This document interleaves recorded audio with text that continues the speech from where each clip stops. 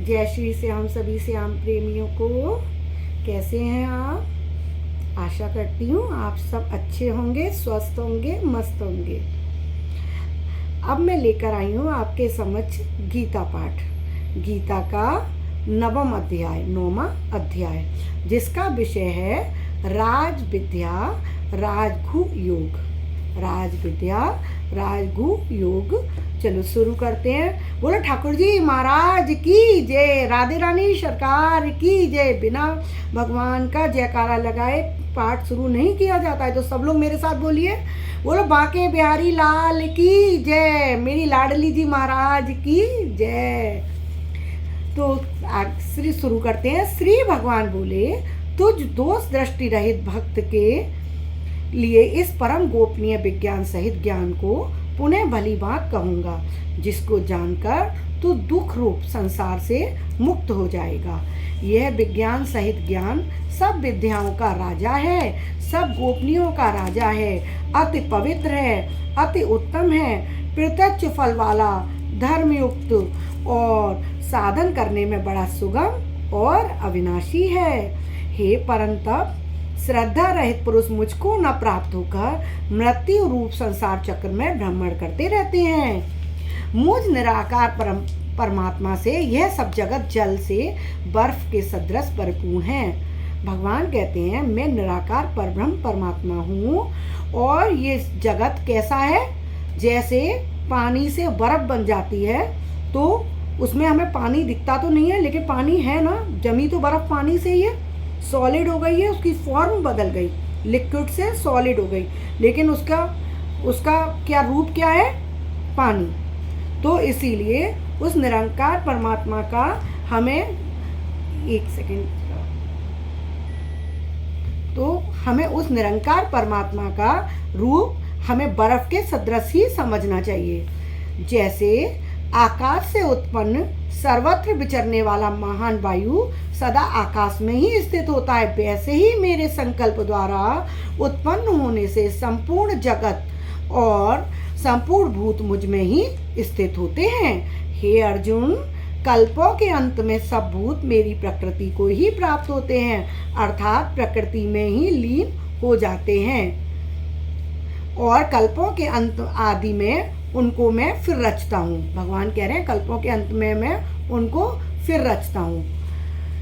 मेरे परम भाव को न जानने वाले मूढ़ लोग मनुष्य का शरीर धारण करने वाले मुझ संपूर्ण भूतों के महान ईश्वर को तुच्छ समझते हैं, छोटा समझने लगते हैं, अर्थात अपनी योग माया से संसार के उद्धार के लिए मनुष्य रूप में विचरते हुए मुझ परमेश्वर को साधारण मनुष्य मानते हैं। ये व्यर्थ आशा, व्यर्थ कर्म और व्यर्थ ज्ञान वाले होते हैं, और इनका चित्त कैसा होता है? विक्षिप्त। विक्षिप्त मतलब समझ रहे हैं ना आप? जैसे असामान्य व्यक्ति, जैसे जिसका ज्ञान थोड़ा भंग हो गया, असामान्य व्यक्ति ना तो अग्नि छूने में डरेगा, उसको नहीं लगेगा कि हमें ताप लगेगा अग्नि को छुएंगे, ना बिजली का कोई उपकरण छूने में उसको डर लगेगा कि करंट लग जाएगा। तो जैसे असामान्य व्यक्ति होता है, अज्ञानी जन राक्षसी, आसुरी और मोहिनी प्रकृति को ही धारण करते हैं। जैसे जो अज्ञानी होता है तो वो अपने मोह में ही पड़ा रहता है, उसको नहीं पता कि ये मेरा मोह, ये माया, ये मद मोह लोभ, ये सब जो है ये मुझे इसमें फंसाकर मेरा जीवन बर्बाद कर रहे हैं, मुझे नरक में लेकर जाएंगे, मेरा ये जीवन जन्म मृत्यु के चक्कर में फंसता रहेगा। परंतु हे कुंती पुत्र, दैवी प्रकृति के आश्रित महात्मजन मुझको सब भूतों का सनातन कारण और नाश रहित अक्षर स्वरूप जानकर अनन्य मन से युक्त होकर निरंतर भजते हैं। वे दृढ़ निश्चय वाले भक्तजन निरंतर मेरे नाम और गुणों का कीर्तन करते हुए मेरी प्राप्ति के लिए यत्न करते हुए मुझको बारंबार प्रणाम करते हुए सदा मेरे ध्यान में युक्त होकर अनन्य प्रेम से मेरी उपासना करते हैं। भगवान कहते हैं, क्रतु मैं हूँ, यज्ञ मैं हूँ, स्वधा मैं हूँ, औषधि मैं हूँ, मंत्र मैं हूँ, घृत मैं हूँ, अग्नि मैं हूँ, हवन रूप क्रिया भी मैं ही हूँ।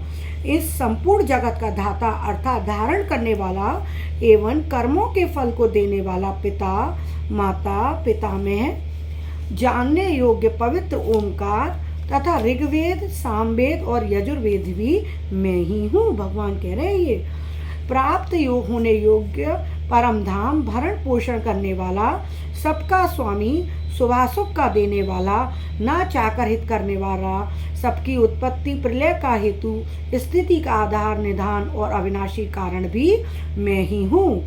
मैं ही सूर्य रूप से तपता हूँ, वर्षा का आकर्षण करता हूँ और उसे बरसाता हूँ। हे अर्जुन, मैं ही अमृत और मृत्यु हूँ और सत असत भी मैं ही हूँ।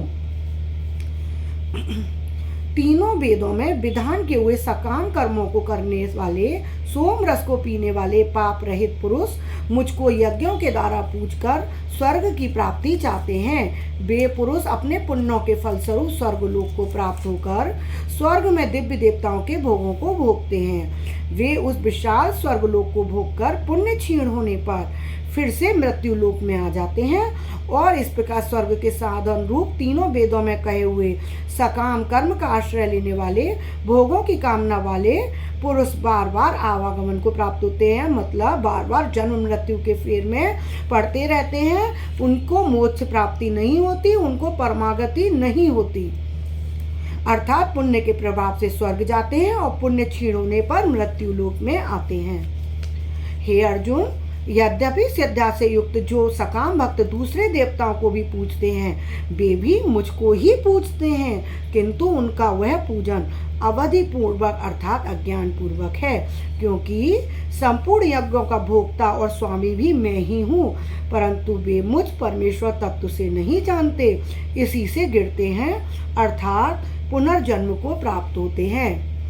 देवताओं को पूजने वाले देवताओं को प्राप्त होते हैं, पितरों को पूजने वाले पितरों को प्राप्त होते हैं, भूतों को पूजने वाले भूतों को प्राप्त होते हैं और मेरा पूजन करने वाले मुझको ही प्राप्त होते हैं। और मेरे भक्तों का पुनर्जन्म कभी नहीं होता। भगवान कह रहे हैं वो तो सीधे मेरी शरणागति होते हैं, परमागति को प्राप्त होते हैं। तो भगवान कितने अच्छे से समझा रहे हैं कि मेरी पूजा करो, मुझ ब्रह्म की पूजा करो, मैं ही पर ब्रह्म परमात्मा हूँ। फिर भी किसी के समझ में नहीं आ रहा है तो वो अपनी अधोगति के लिए खुद ही जिम्मेदार है।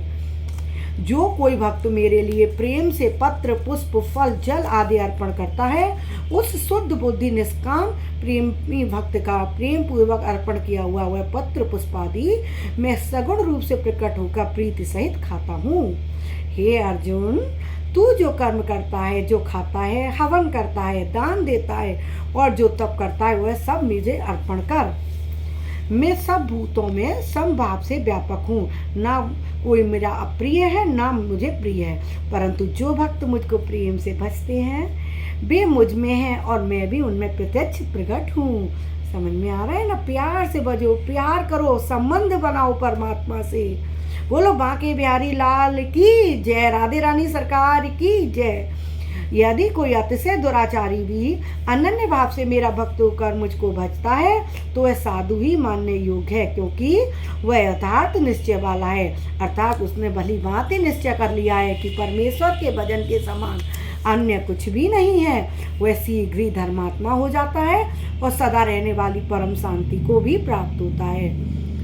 हे अर्जुन, स्त्री, वैश्य, शूद्र तथा पाप योनि चांडाल आदि जो कोई भी हो वो भी मेरी शरण होकर परमार्थ गति को ही प्राप्त होते हैं। फिर इसमें तो कहना ही क्या, जो पुण्यशील ब्राह्मण तथा राजर्षि भक्तजन मेरी शरण होकर पुण्यगति को प्राप्त होते हैं, परमागति को प्राप्त होते हैं। इसलिए तू सुख रहित और क्षण भंगुर इस मनुष्य शरीर को प्राप्त होकर मेरा नित्य भजन कर। भगवान अर्जुन को बार बार समझा रहे हैं कि तू मेरा भजन कर, अपनी जीवन को सुधार ले और कर्म कर, कर्म से पीछे मत हट और सबको संभाव से दे। कोई अपना पराया नहीं है।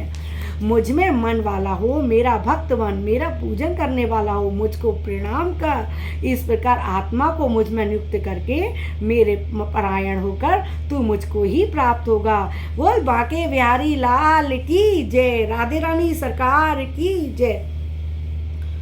तू सुमिरन कर राधे राधे, तेरे कष्ट सभी मिट जाएंगे।